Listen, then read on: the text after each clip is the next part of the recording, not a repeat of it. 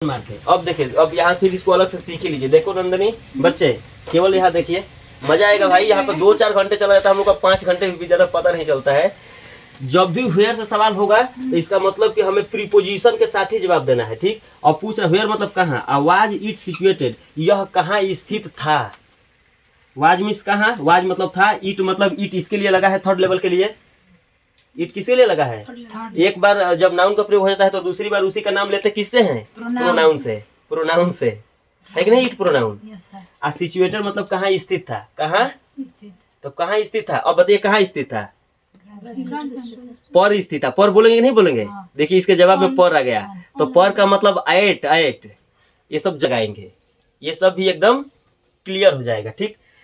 तो पहले तो ये हमेशा जब वेयर से सवाल किया है तो मतलब यहाँ पे कहाँ पर, कहाँ से, जैसे एक सवाल होता है ये है कि कहाँ, यहाँ पर तो है कि कहाँ पर स्थित था। जब आप पर बोल रहे हैं तो हो सकता है कि आपको ईट आएगा या आन की जरूरत पड़ेगी कभी जवाब देने में। कहाँ पर स्थित था या देखिए दो प्रीपोजिशन है।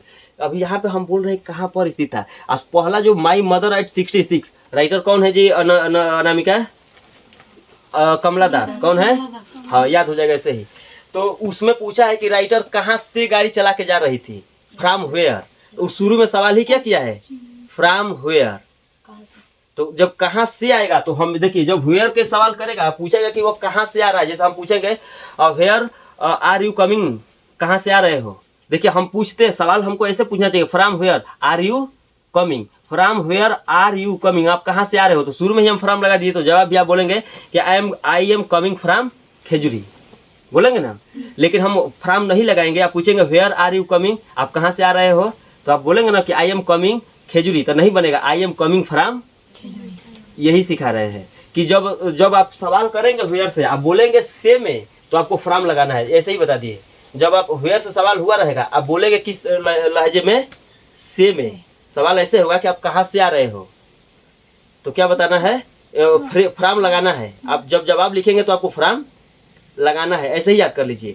लेकिन जब यही सवाल इस तरह से होगा कि आप कहाँ पर जा रहे हो या कहाँ पर, मतलब वो कहाँ पर है, वो कहाँ पर, तो एट या आन की जरूरत पड़ेगी। और संभवतः इन की भी जरूरत पड़ सकती है। आसपास के जो, वह घर में है, वह घर में है, वो गांव में है, वो यूपी में है। वो हम पूछेंगे वो कहाँ पर है, आप बताओगे कि वो यूपी में है, तो बड़े जगहों के नाम के साथ क्या लगता है, इन लगता है। यही कारण इन तीनों में से किसी की जरूरत पड़ेगी। अभी हम लोग तो पूछे कई बार पढ़ चुके हैं एट ग्राड सेंट्रल स्टेशन। अभी आपको कुछ समझ में आ रही है जब कह रहे थे तो जब इसका जवाब लिखेंगे तो ऐसे होता है। इसको तो आप भूल जाइए कि हमको जवाब इसका देना है। ये पैसिव सेंटेंस है तो हेल्पिंग वर्ब इधर है तो सही इधर करेंगे। आप लिखेंगे ऐसे, इट वाज, ये सेंटेंस सही किया जाता है। अब आपको ऐसे ही समझ में आ रहा होगा, it was situated, it was situated. अब एट लगेंगे, एट द ग्रांड सेंट्रल। अब देखिए आप क्या गलती की है, अभी गलती पकड़ में इसीलिए लिखा जाता है।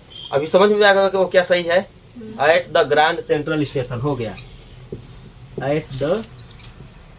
अब आप खुद ही बताइए, स्कूल व्यक्ति होता है, आत्मा होता है, लेकिन यहाँ व्यक्ति से मतलब है। और मैं एक भी व्यक्ति के पास से नहीं गुजरा, मतलब उधर गलियारे में जिसमें ये चलते चले जा रहे थे उधर अंदर एक भी व्यक्ति था ही नहीं, ठीक। तो कह रहे कि मैं एक भी व्यक्ति के पास से नहीं गुजरा। अब आगे कह रहे हैं कि देन, और तब आई हियर्ड, और तब मैं सुना, आई